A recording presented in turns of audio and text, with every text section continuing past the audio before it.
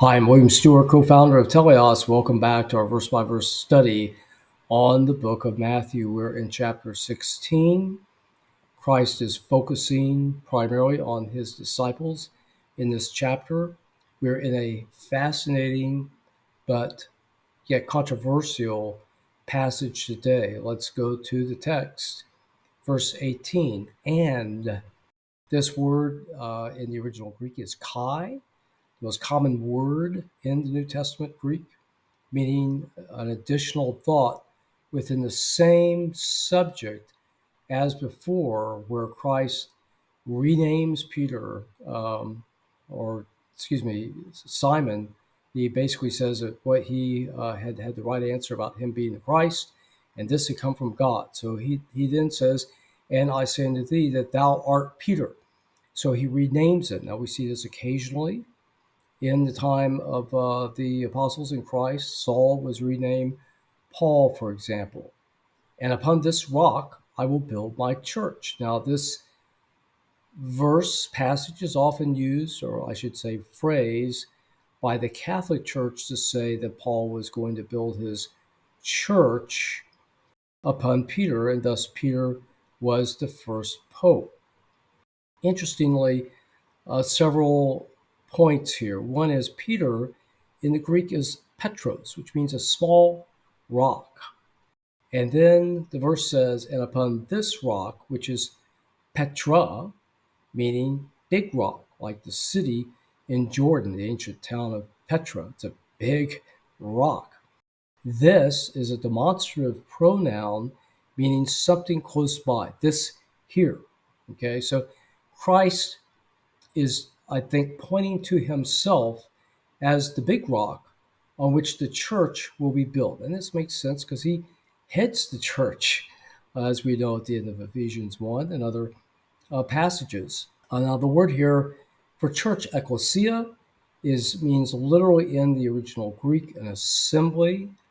I think the word would be better translated assembly here, in my opinion.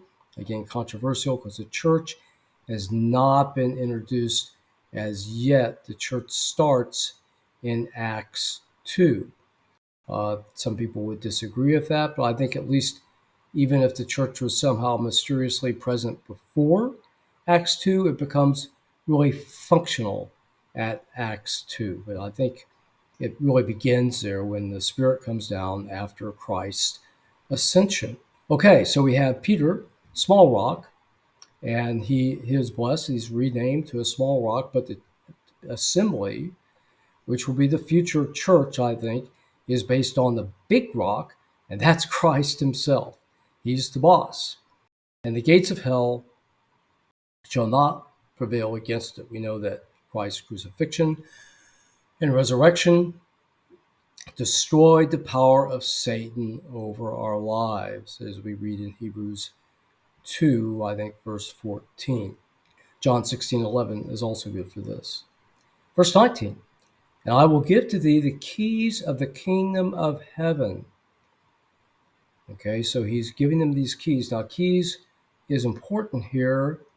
It seems to be bound or integrated with Revelation 3 and the letter to Philadelphia, where Christ basically says he opens the door. Whoever opens the door, they can't close it. Whoever closes the door, whatever door he closes, nobody can open it. And those keys are given to the church at Philadelphia. Okay, keys. The whole concept has started back in Isaiah 22:22. Isaiah is recounting, or actually, yes, he's recounting, or prophesying the Sennacherib's attack upon the kingdom of Judah with Hezekiah as the king. Until Eliakim will be given the keys that nobody can open or shut according to his direction, that door. And he is in the line of David.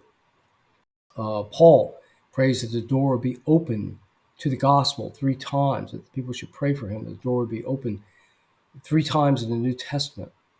So we have here a concept that's not often discussed that Christ holds the keys to heaven and hell, which it says this several times also in the book of Revelation.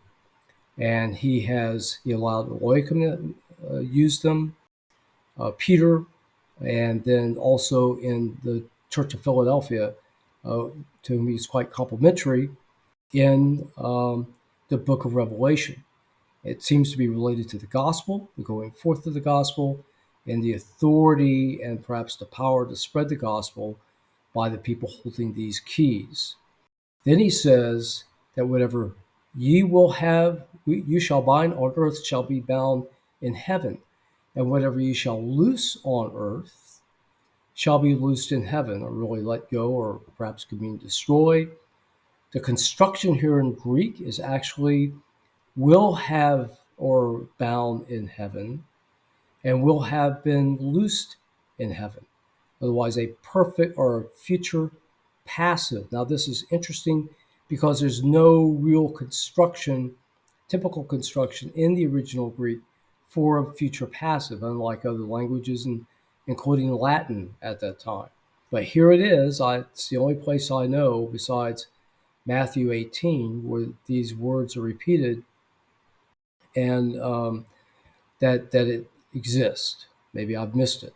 So it seems to say that Peter will loose and bound as he wants, but I think it will be by the will of God because it's already been recognized and done from heaven. In chapter 18, we will see this promise or authority will be given to all the disciples, minus Judas, of course. So it'll be that all of them will have this authority to bind and to loose. Then he charged the disciples they should tell no man that he was Jesus the Christ. So he's basically admitted it. He's keeping it a secret. Again, we don't know the reason why exactly. I think basically the Pharisees have had their chance and they have missed him and they've resisted him and denied him. So he's not giving them really another real chance. I think also he's laying low under so he can complete his ministry without interference of the Jewish authorities and the Roman authorities that, as we mentioned before, might be jealous if he's calling himself Christ, as the Jews are, thinking he might be a king to threaten the authority in Palestine. Okay, complicated verses, but very informative. Basically, we've seen that Christ seems to reward Peter for his confession that he is indeed the Christ, that Jesus is Christ, by renaming him as a small rock, but points to himself as the leader of the church. He's given to Peter authority to bind or to loose whatever he chooses, but it will be by the chosen will of what's in heaven. And then tells him not to spread this information around. Again, it was meant only for the apostles. Thanks for joining me today. We come to yet another very important passage. Next time, please join me then.